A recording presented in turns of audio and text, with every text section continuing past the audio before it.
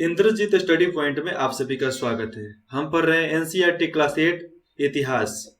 चौथा पाठ पढ़ना है आदिवासी, दीकू और एक स्वर्ण युग की कल्पना। ठीक है, तो चलिए बिना समय गंवाए शुरू करते हैं। जब तक आप लाइक सब्सक्राइब कर लो। 1895 में बिरसा नाम के एक आदमी को झारखंड में छोटा नागपुर के जंगलों और गांवों में घूमते देखा गया। और एक आदमी था बिरसा, जिसे झारखंड के छोटा नगर जंगलों में देखा गया था, छोटा नागपुर।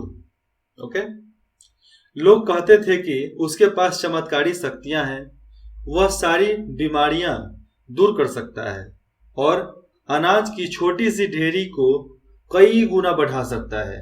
बिरसा ने खुद यह ऐलान कर दिया था कि उसे भगवान ने लोगों की रक्षा और उनको दीकुओं मतलब बाहरी लोगों, दीकू का मतलब होता है बाहरी लोगों की गुलामी से आजाद करने के लिए भेजा गया है।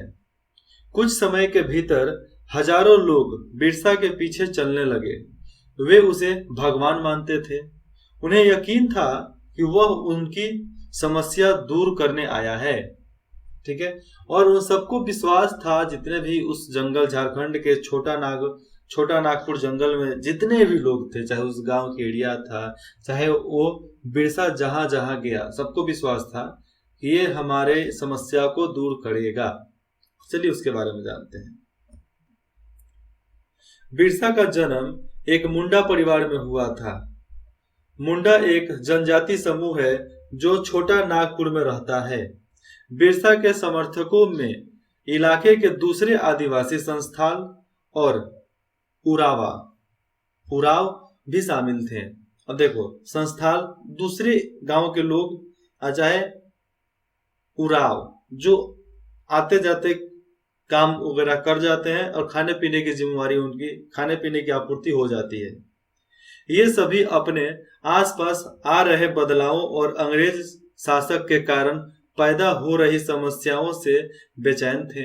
उनकी परिचित जीवन पद्धति नष्ट होती जा रही थी और जो उनकी पद्धति थी, पहले परिचित पद्धति, वो नष्ट होते इन लोगों को दिखाई दे रही थी। आजीविका खतरे में थी और धर्म छिन्न भिन्न हो रहा था, और जो उनका धर्म था वो भी नष्ट हो रहा था, छिन्न भिन्न हो रहा था। इन लोगों को धर्म परिवर्तन, मारा पीटी सब हो रहा था इन लोगों के साथ। जंगल में किसके साथ क्या हो रहा है, कौन से गोलीबारी हो रही है, किसको क्या पता। ये तो जंगल की बात है। शहर था, जालियांवाला बाग जो हुआ था पंजाब में, वो शहर था ना। हजारों लोगों को गोली मार दिया गया था जालियांवाले बाग में। बिरसा किन समस्याओं को हल करना चाहता था, जिन्हें दीकू कहा जा रहा था, वे बाहरी लोग कौन थे? उन्होंने इलाके के लोगों को गुलाम कैसे बना लिया था? अंग्रेजों के राज में आदिवासियों के साथ क्या हो रहा था? आदिवासियों का जीवन किस तरह बदल रहा था? इस अध्याय में हम ऐसे ही कुछ सवालों पर विचार करेंगे।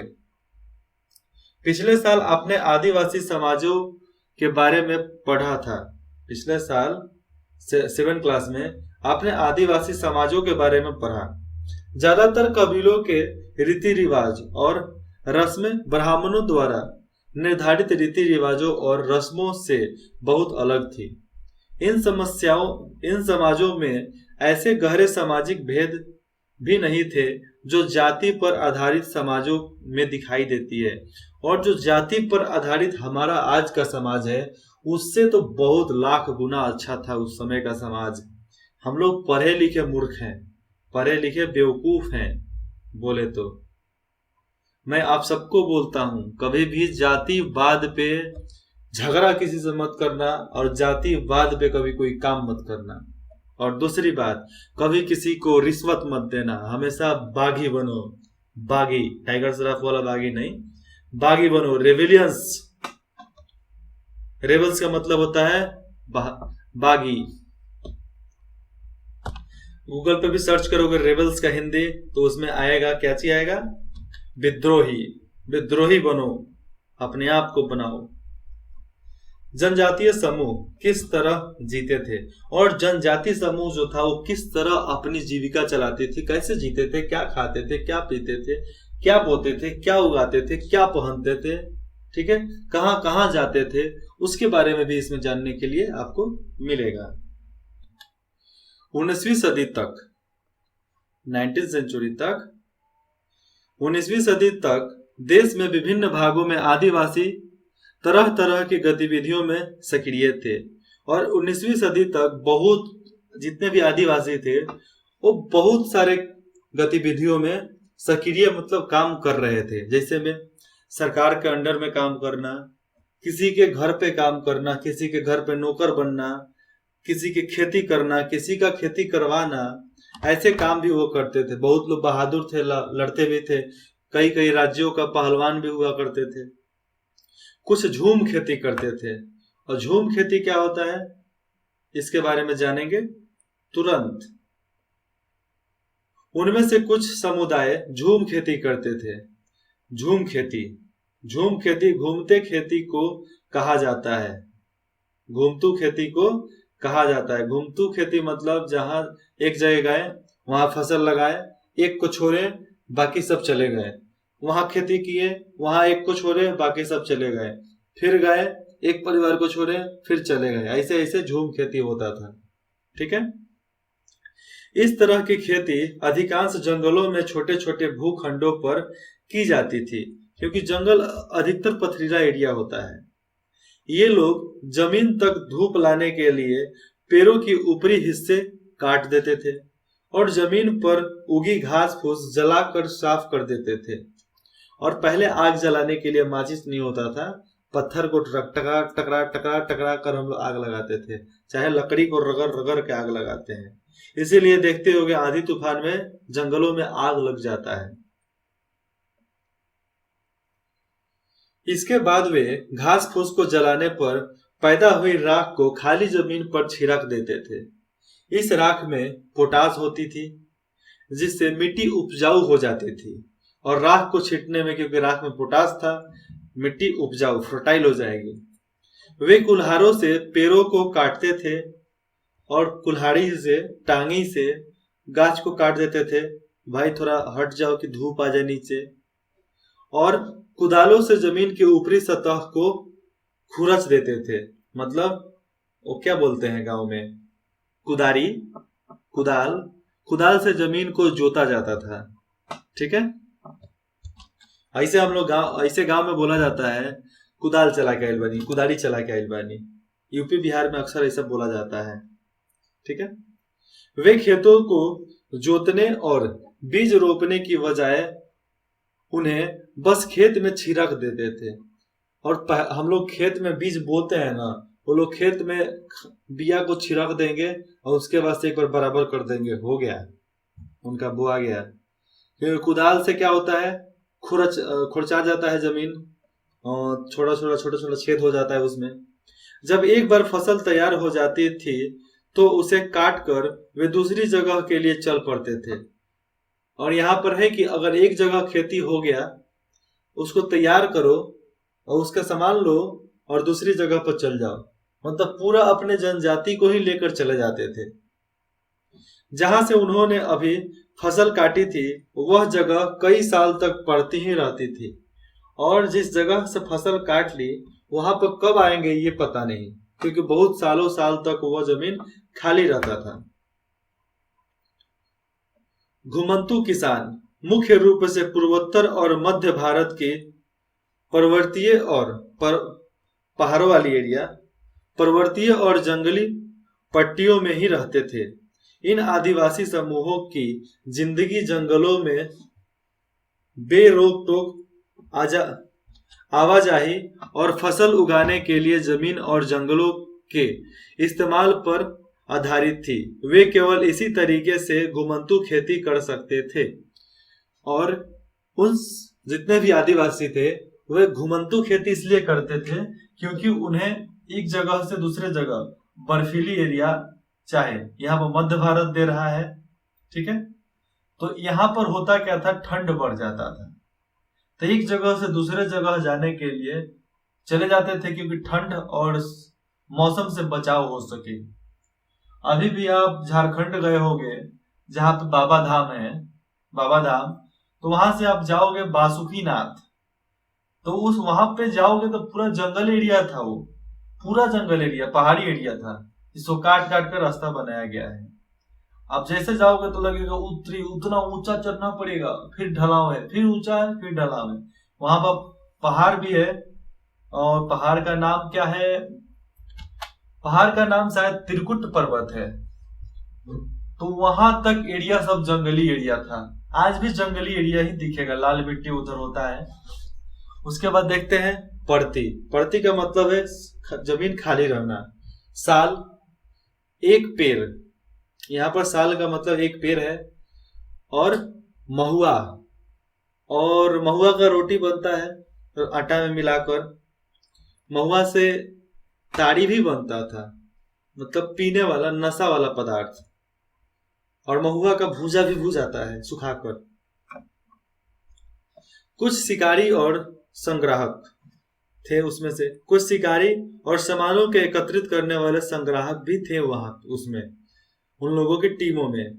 ये देखो फोटो देखो, ये दे रहा है डोंगरिया कंध कबीले की औरतें पिंडाणु की पत्तियां इकट्ठा करके ला रही हैं। इन पत्तियों से पत्तलें बनाई जाती हैं। और जो ये पिंडाणु का, क्या चीज का, हाँ, पिंडाणु का जो पत्ता है, इसका पत्तल बनेगा, पत्तल।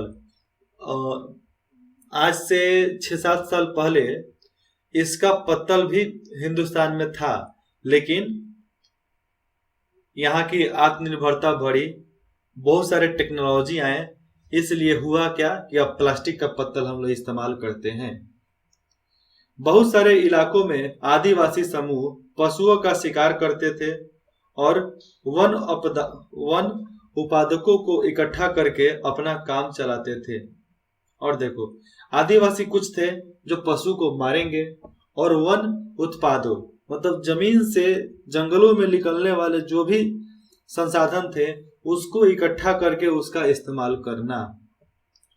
वे जंगलों को अपनी जिंदगी के लिए बहुत जरूरी मानते थे। ओडिशा के जंगलों में रहने वाला खोंडा समुदाय इसी तरह का एक समुदाय था। इस समुदाय के लोग टोलियां बनाकर शिकार पर निकलते थे, और जो हाथ लगता था उसे आपस में बांट लेते थे। और उनमें से कुछ लोग जो थे वो सिपाही थे, मतलब बहादुर, जो जंगलों में शिकार करेंगे, सबके खाने पीने का व्यवस्था करेंगे, और वो लोग हमेशा टोली बनाकर ही चलते थे। एक से भले दो, दो से भले तीन, और तीन से भले चार, वैसे ही वे जंगलों से मिले फल और जड़ें खाते थे। फल तो खाते थे, बहुत सारा जड़ भी खाते थे कि बीमारी खत्म रहता था। ठीक है।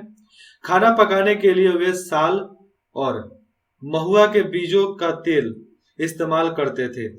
और साल का मतलब यहाँ पर क्या दिया था, एक पेड़। खाना बनाने के लिए पेड़ की लकड़ी, और महुआ का तेल, महुआ के बीच में बीज होता है, उसी बीज को पेर कर उसमें से तेल निकलता था। आज करू तेल डालते हैं, तो उस समय महुआ का तेल डाला जाता था सब्जी में। ठीक है। इलाज के लिए वे बहुत सारी जंगली जड़ी बूटी का इस्तेमाल करते थे, और जंगलों से इकट्ठा हुई चीजों को स्थानीय बाजारों में बेच देते थे। उस समय भी ये लोग समझदार थे, अपना भी काम चल गया, दूसरे का भी काम चल गया। जब भी स्थानीय बुनकरों और चमड़ा कारीगरों को, और बुनकर धागा बिनने वाले, और चमड़ा कारीगर जो चमड़ा से कुछ बनाते हैं, ये लोग जो भी जानवर मारते थे उसका खाल जो होता था ऊपरी, उसको सुखा कर रखते थे, उसको चमड़ा कारीगरों को बेच देते थे। चमड़ा कारीगरों को कपड़े व चमड़े की रगाई के लिए कुसुम और पलास, क्योंकि ये लोग कुछ तो पहनेंगे ना, तो सामान का अदला बदली होता था। कुसुम और पलास के फूलों की जरूरत होती थी, तो वे खोंड समुदाय के लोग से ही लेते थे। और ये जो फूल है कुसुम और पलाश, ये उधर के लोग लेते थे जिसको जरूरत हो इस फूलों की, तो इसी समुदाय के लोगों से ही करते थे। कहेंगे कि भाई आप ला दो, हम आपको पैसा दे देंगे, ठीक है। इन लोगों से कहकर ही मंगाया जाता था। और देखो हमारी ग्रीन इंडिया, यहाँ पर अभी बांग्लादेश है, जो बांग्लादेश भी हिंदुस्तान में ही था, पूरा हिंदुस्तान में, इधर भी।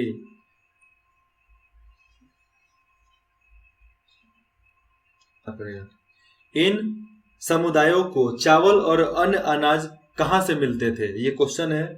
कई बार तो चीजों की अदला बदली से काम चल जाता था, और सामान की अदला बदली कर लो, काम चल गया। वे अपने कीमती वन उत्पादों के बदले, जो कीमती उत्पाद होता था जो जंगल में, उसके बदले जरूरत की चीजें ले लेते थे। कई बार उन्हें जरूरी चीजें खरीदने के लिए अपनी मुट्ठी भर आमदनी का सहारा लेना पड़ता था। उनमें से कई लोग आसपास के गांवों में नौकरी भी करते थे। मैंने बोला था ना, नौकरी भी करते थे। देखो, नौकरी भी करते थे बहुत लोग। कोई बोझा ढोता था, तो कोई सड़क निर्माण कार्य में नौकरी करता था। कई आदिवासी खेत मजदूर थे। जब वन उत्पाद कम पड़ जाते थे तो आदिवासियों को मजबूरी के लिए ज्यादा भटकना पड़ता था, लेकिन उनमें से बहुत सारे समुदाय, जैसे मध्य भारत के बैगा समुदाय, औरों के लिए काम करने से कतराते थे। औरों का काम वो नहीं करते थे। बैगा खुद को जंगल के संतान मानते थे, जो केवल जंगल की उपज पर ही जिंदा रह सकती है, और वो हमेशा जंगल के उपज पर ही जिंदा रह सकते हैं। मजदूरी करना बैगाओं के लिए अपमान की बात है, और उनके लिए अपमान लगता था मजदूरी करना। वो जो मिलेगा जंगल से ही खाएंगे, जंगल के संतान के रूप में जाने जाते थे, ठीक है।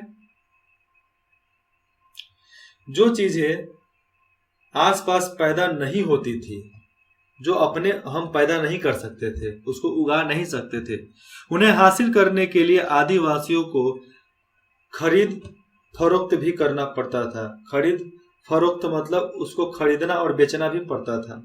इसके वजह से वे कभी कभी व्यापारियों और महाजनों पर आश्रित हो जाते थे।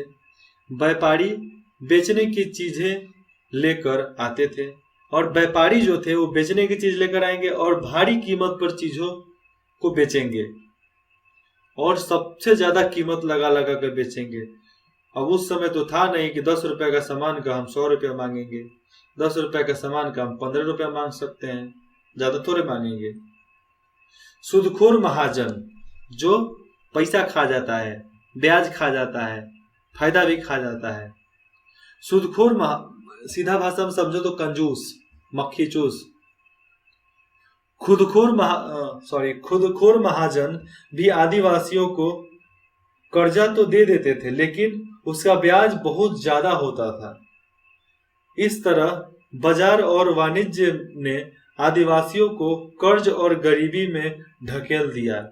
लिहाजा वे महाजनों और व्यापारियों को बाहरी शैतान और अपनी सारी मुसीबतों की जड़ मानते थे, और जितने भी व्यापारी महाजन थे उनको बाहरी शैतान मानते थे वो लोग, और अपनी सारी मुसीबतों का जड़ उन्हीं को समझते थे। ऐसी स्थिति उन लोगों की थी। कुछ जानवर, बहुत सारे आदिवासी समूह जानवर पालकर अपनी जिंदगी चलाते थे।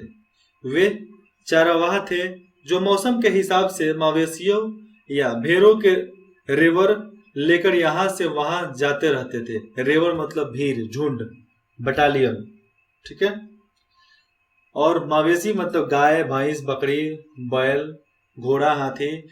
हाथी तो जंगल में ही घूमती थी, लेकिन बहुत लोग घोड़ा पालते थे। तो उन सबको एक झुंड में लेकर एक जगह से दूसरे जगह जाते थे, क्योंकि मौसम से बचाव भी तो करना है अपने आप को। क्योंकि उस समय कोट वगैरह तो था नहीं, जैकेट था नहीं, कंबल था नहीं, बेड था नहीं, रूम भी नहीं था। उस समय झोपड़ा का घर बनता था। आज रख दिया जाता, आप लोग वहां से तुरंत भाग आओगे। जब एक जगह घास खत्म हो जाती थी तो वे दूसरी इलाकों में चले जाते थे। पंजाब के पहाड़ों में रहने वाले वन, वहां पे गुज्जर रहते थे। पंजाब के वन में गुज्जर और आंध्र प्रदेश के लबाड़िया आदि समुदाय गाय भैंस के झुंड पालते थे। और आंध्र प्रदेश में लबाड़िया झुंड होता था जो गाय भैंस के झुंड को पालते थे। अब उसके बाद से है कुल्लू के गद्दी। यहाँ पर कुल्लू कुल्लू बोलते हैं, एक तो गाय वो तेल निकालने वाला। कुल्ले के गद्दी समुदाय के लोग, तो यहाँ पर कुल्लू जाती है। कुल्लू के गद्दी समुदाय के लोग गड़रिये थे और कश्मीर के बकरवाल बकरियां पालते थे। और कश्मीर वाले बकरवाल जो थे वो बकरियां पालते थे और बकरियों से ही इनका बकरवाल नाम पड़ा होगा। अगले साल इतिहास की पाठ्य पुस्तक में आप उनके बारे में विस्तार से पढ़ेंगे। और 9th क्लास में जब जाइएगा तो उसमें आप इसके बारे में विस्तार से पढ़िएगा कि कौन सा बकरी पालते थे, क्या नहीं पालते थे। ठीक है, ये यहाँ पर लिखा गया है, श्रोता 1 है, शिकार का वक्त, बुआई का वक्त, नए खेतों में जाने का वक्त। चलो इसको भी बता ही देता हूं। अगर नहीं जानना है ये सब तो आप कमेंट कर देना, उसके बाद से नहीं बताऊंगा। क्या आपने कभी इस बात पर ध्यान दिया है कि विभिन्न प्रकार के समाजों में रहने वाले लोगों की काम और समय के बारे में समझदारी एक जैसी नहीं होती।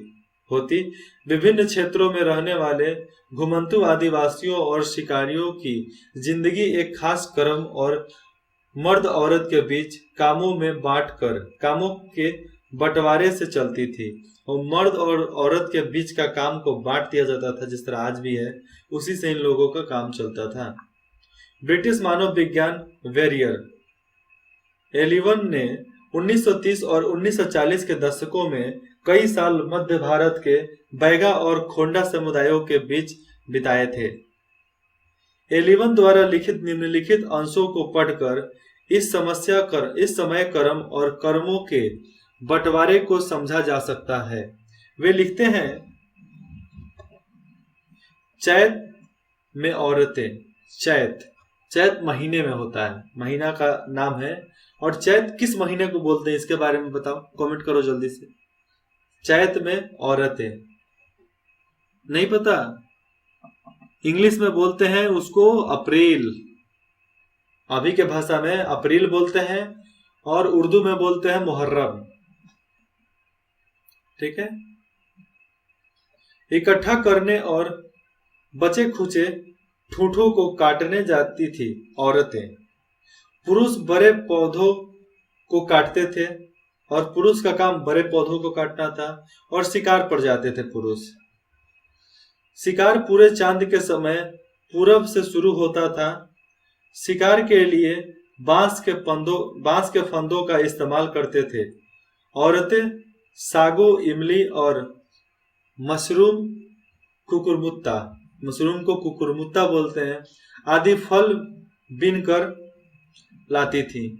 और इनका काम था सागो लाओ, इमली लाओ और मशरूम लाओ, ये सब बीनकर लाती थी। बैगा औरतें तो केवल जरे या कंद इकट्ठा करती थी या महुआ के बीज इकट्ठा करती थी। मध्य भारत के आदिवासियों में बैगाओं को सबसे अच्छा शिकारी माना जाता था। बैसाख में जंगलों को जलाया जाता था। अब बैसाख मतलब बताओ क्या होता है? बैसाख का मतलब नहीं पता? बैसाख का मतलब होता है मई। ठीक है, औरतें अधजली लकड़ियों को ईंधन के लिए बीन लाती थी। आदमी शिकार पर जाते रहते थे लेकिन गांव से दूर नहीं जाते थे। जेठ में बुआई। अब जेठ का मतलब जून। ठीक है, तो जून में बुआई होती थी और शिकार चलता था। आषाढ़ से, और आषाढ़ का मतलब हो गया जुलाई। आषाढ़ से भादो तक, भादो का हो गया सितंबर, जुलाई से सितंबर बरसात होता था। तो आषाढ़ से भादो तक मर्द खेतों में काम करते थे। कवार में फलियां आने लगती थी और कार्तिक कुटकी में पक जाती थी। और कार्तिक कार्तिक कौन सा महीना आ गया? नवंबर।